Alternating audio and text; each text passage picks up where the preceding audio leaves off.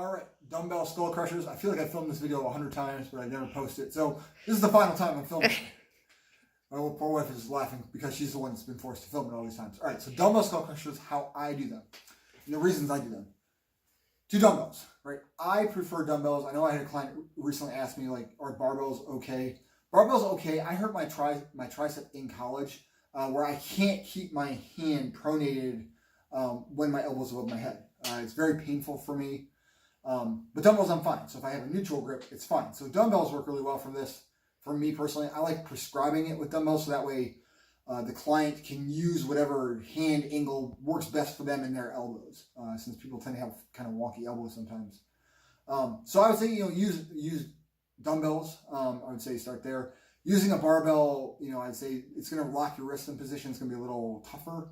I don't think you get a whole lot out of extra doing a barbell, if anything. I would say you probably don't get anything extra out of doing a barbell. Or an easy bar. Easy bar, you have the angle, so it's going to be a little bit easier on your wrist. So what am I focusing on? You're focusing on, what you want to do is really stretch the long head of the tricep.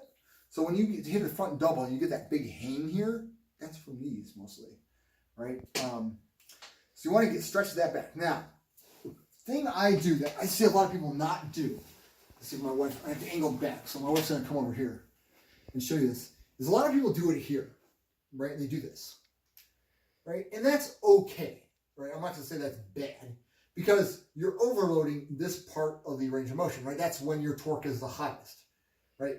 Right angle to the ground, right? So this is when you're working the hardest. Now it's also about when you are the weakest, right? Here, when you're sort of the strongest, it's actually pretty easy, right? Because most of the force is going to be going through your bone structure, right? And then up here, you're resting, right? This is doing nothing, right? You get nothing out of this part of the motion.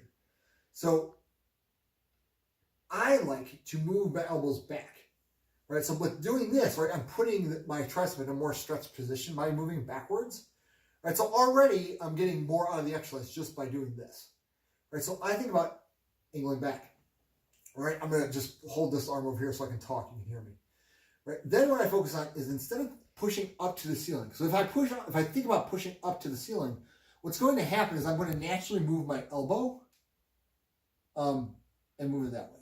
Now that can be useful, right? Now I would say as you start to fail, that might be something to do, right? You will get something out of that. That is part of the triceps movement. I would say that's something you should do at the end as sort of a way to sort of extend reps and extend sets.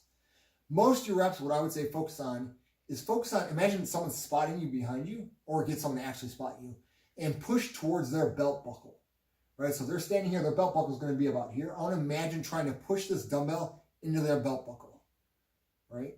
So I'm doing that. And you notice if I think about that, my elbow is not going to move from this position, right? So I'm doing this, extending that way. Right, now notice here, right, this is sort of when I'm maximally shortened. It's also sort of lining up very closely with when I have maximum torque on the arm, right? Sort of maximum torque would be right about there.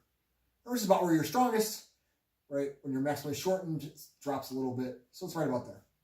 All right, so you work the position where you get a really good stretch at this point, right? And you're weakest, so you don't, and this is also sort of the lowest amount of torque you have on the arm during the whole range of motion, right? And you go here, right? Where you're sort of strongest, you've got the most torque. So it works really well with the strength curve of your tricep here, right? So try that. As you fail, you can sort of move up and do it sort of the more traditional way, the way I showed initially with your elbows kind of pointing straight up.